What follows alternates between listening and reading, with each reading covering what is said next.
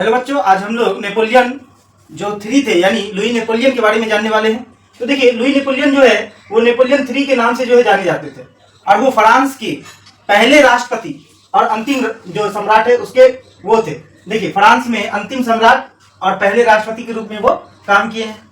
वो Napoleon first यानी Napoleon Bonaparte के क्या थे, भतीजे थे। देखिए, इसका क्या भूमिका रहा।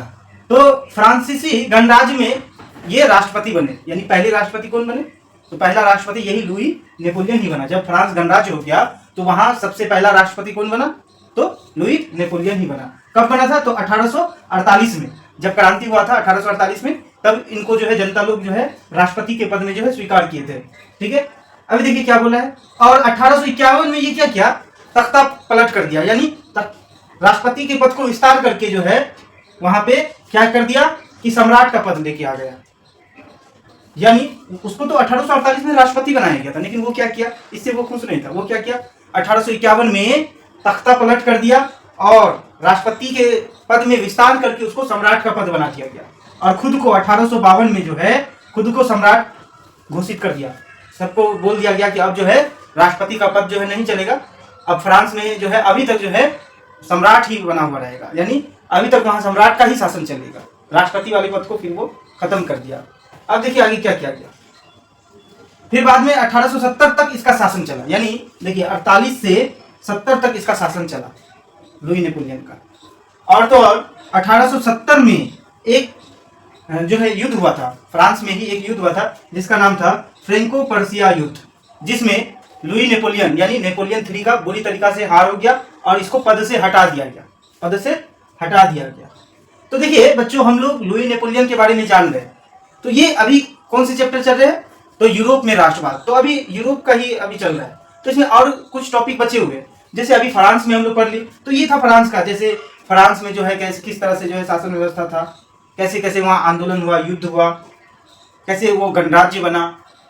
तो ये अभी हम लोग जाने कि लुई नेपोलियन जो है खुद को जो है लुई नेपोलियन 3 का कहता था और ये नेपोलियन बोनापार्ट का भतीजा था। ठीक है, और ये जो है फ्रांस का अंतिम सम्राट और पहला राष्ट्रपति बना।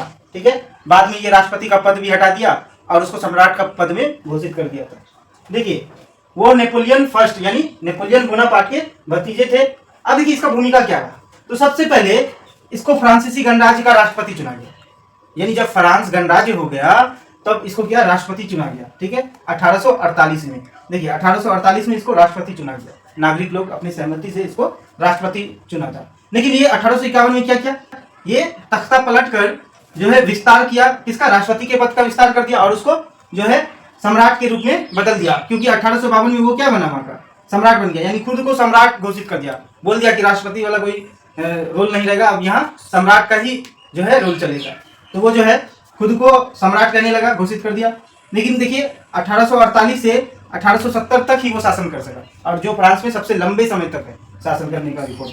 तो 1870 में उसको जो है अपना गद्दी छोड़ देना पड़ा। अब क्यों छोड़ देना पड़ा, क्योंकि 1870 में वहां एक युद्ध हुआ जिसका नाम था फ्रेंको पर्सिया युद्ध। ठीक है, इस युद्ध में नेपोलियन का जो है यानी लुई नेपोलियन का बुरी तरीका से हार हो गया, इसके बाद उसको पद को छोड़ना पड़ा। तो देखिए नेक्स्ट टॉपिक हम लोग क्या पढ़ने वाले, नेक्स्ट टॉपिक पढ़ने वाले यूनान में स्वतंत्रता, यानी फ्रांस में जो स्वतंत्रता की कहानी वो यहाँ तक खत्म हो गया, सीमित हो गया। अब हम लोग का टॉपिक क्या बचा है, यूनान में स्वतंत्रता। तो नेक्स्ट वीडियो में हम लोग यूनान में स्वतंत्रता पे चर्चा करेंगे।